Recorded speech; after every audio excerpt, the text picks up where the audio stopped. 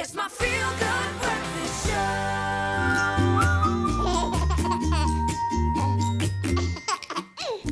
Let that laughter fill your belly and just fill you with joy on your Feel Good Breakfast show on this Thursday morning. Thanks for joining us. It's so good to be in your company. Yeah, absolutely love this segment. Listen, now, one of the most exhilarating phases of, I think I can share this emotion with you, of parenthood is watching our children transform from being dependent on us to developing a social personality of their own. And it's no wonder that when it comes to outings and play dates, you're probably always wondering how much, how long, and where. And so occupational therapist Meg Faure joins us to help us figure it all out. And also joining us on the couch, new daddy, KCB. So this is Baby Talk, one of our favorite segments. I'm sure, as you can tell, Kay. I can see the joy. We now, between the three of us, represent kind of a beautiful life cycle of being a dad, being a parent, of that gorgeous life. We are in a very self-indulgent way. Meg has guided us through this entire process. As much as you think it's for you guys, the viewer, it's for us, man. It's for us. We love it, and I mean, it's hilarious. Jack has been sick so often since going to play school. We've been trying to organise a play date between Phoenix, and I'm like, I'm not going to be the little carrier monkey that gets the sickness over. But it's a difficult thing when you start, because you want to get your kid out there to experience life, to be social, to develop those key skills. When do we start? What is the right age to enter into the social world? Yeah.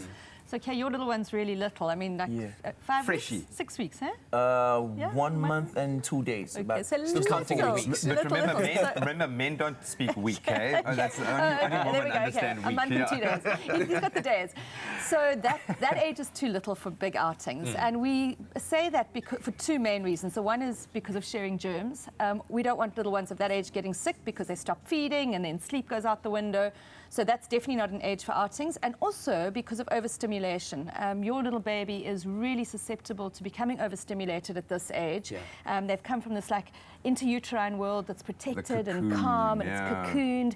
And now suddenly, if you take them out to the shopping centres and to expos and to really lively events, they actually do become overstimulated. So little babies, less is more. When it comes to outings. For you, Kay, it's been a month and a few days. Have your social habits changed? Has anything significant changed in your social life?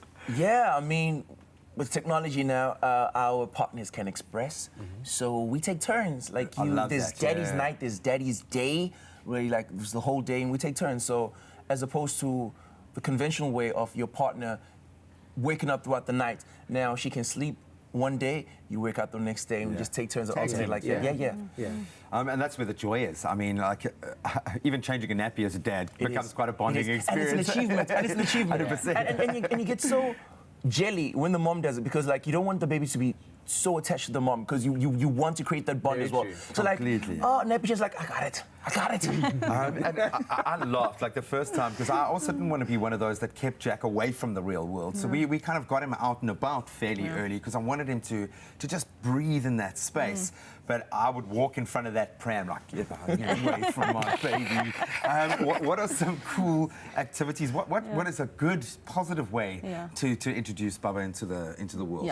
So nature's always the best place. So get out with the pram, put your baby in the carrier, whatever it is, get out for a walk. Particularly if there are mums who are at-home mums or dads, get out in the late afternoon, because you get kind of that cabin fever by the end of the day. Take mum out for a walk, man. Never mind, Baba. So get out in nature, that's for sure. And then if you are going to go into social environments, try and keep it in people's homes rather than, for instance, restaurants, because in a person's home, there's always a room where you can retreat to with the baby and that you can go and feed them or calm them down or whatever. So those are the better places to go if you've got very little babies for outings. And Kay, I think one of the things that myself and Monica, always like going back and forth about is how we integrate our social lives into our friends' lives in order to kind of keep some form of normalcy going, right? How do you manage it in your life? I haven't got it yet, because I get a whole lot of requests. Can we come see Baba? Everyone thinks they're auntie. Everyone thinks that they're the godmother and the godfather. So there's no normalcy as yet. I'm hoping that will kick in after 3 months, because also there's like a line to be drawn. It's not. And there's no press. It's not a zoo. It's not a zoo, you know. I I need to draw that line as well, because people take offense. Like, no, please don't kiss my baby. Please don't hold my baby. Sanitize. alcohol at the door. Yeah. Like, they don't get it as yet. So it's hard to keep that normalcy and just to draw a line. So it's better to just stay away. Yo, guys, I'm the worst when it comes to that because I'm always like, please understand that this is our baby, my bubble, not yo. yours. This is our baby. So when I do say, buddy, I don't feel kiss you, my man. baby, then don't. It's just, Please I'm don't. sorry, Yeah. just don't. But I mean, being in the public space as well. I mean, I've had people just come up to the stroller and just open it up and lean it, and I mean, never mind me. You know, my girl will she will kill you. It's not cool. So don't do it, which is understandable. But you don't want to feel isolated. So I think you can maybe start thinking about this from a family, from a parent's perspective, because often you're not coaching the babies, you're coaching the parents. What we can do to feel less isolated and feel like we're kind of still social while kind of still having that enjoyment of our personal space. Yeah, so coffee dates are really a big thing. I mean, definitely get out, go for coffee dates, brilliant. Also join some sort of yoga class or exercise class. You know, many years ago, I was in New York and I actually did a talk to what was called the New York City Stroller Club. And this was a group of young moms with their strollers and walking through Central Park every day. And they would have a social meeting in Central Park every single afternoon. And I'm sure it exists in Cape Town on the promenade. Yeah. Definitely get out and do things that are social with a bit of exercise. Yoga groups, that sort of It thing. happens organically on the promenade anyway. I'm There you go. naturally like, hey man, how you doing, bud? Every day the Hey same. brother, how you doing? Yeah. Brilliant advice. We're going to be carrying on with our baby talk very, very shortly. So do stay tuned for that. It's my feel good breakfast show.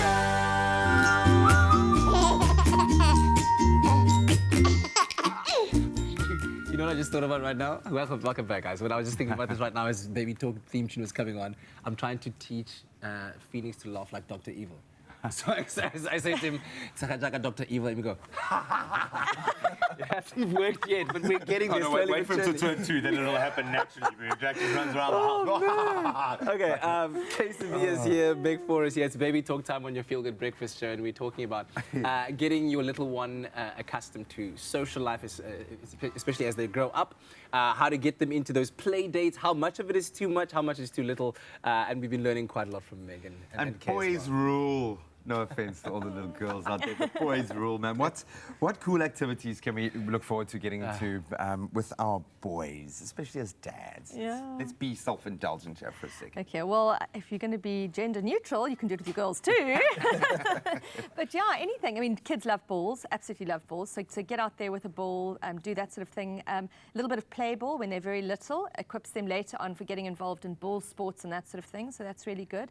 And you know, dads have a very specific role with both boys and girl children, and that is rough and tumble. And there's actually a lot of science that shows how important that is. Oh. So actually, not necessarily scheduling an outing, but just scheduling time together so that you can do that rough and tumble play. It's very, very important on a number of levels. Activate the body. Absolutely. Activate those boundaries. Question on that note, because Monique was actually saying this, that Phoenix is more inclined to like things with wheels, like cars and balls.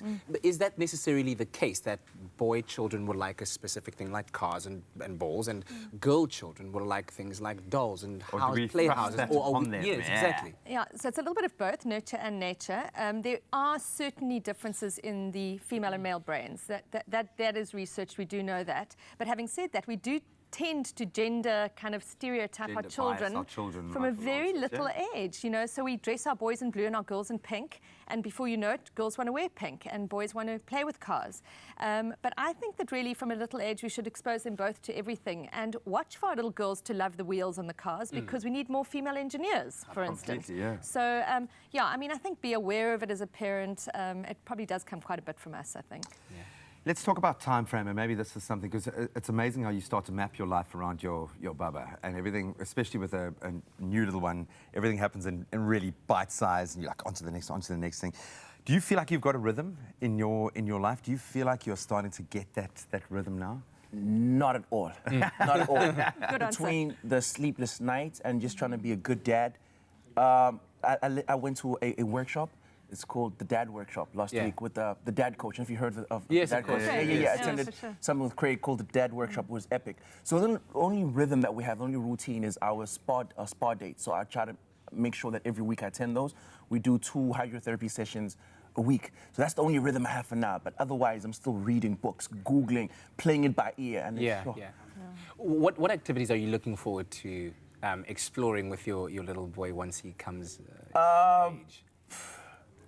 broken arms, broken legs, heartbreak. I can't wait for him to come home and like literally rush him off to hospital to get a cast. Yeah. I want him to ride a bike into a wall and be like, Dad, I didn't know what was going to happen. I broke both of my arms at the same time. Okay, so this is what I'm anticipating. This is the joy. This is father speaking, I have to say, because a mum does not wish for that. Speak for yourself, man. Like, completely. For me, we go to the Cairo and he gets examined and he cries on my chest and I'm nearly crying and I'm trying to like just sing to him to calm him down. Can't shield you, yeah. You know? So he had like a slight problem with jaundice.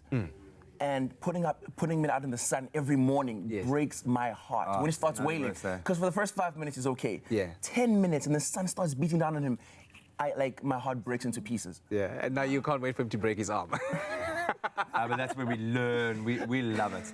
I mean, too much of a good thing. There's a reason why that cliche exists. How much of a good thing is good for our child? When do we need to draw the line, and how do we manage their social time specifically with knowing what we do about the stimulation and what can hopefully not breaking any arms?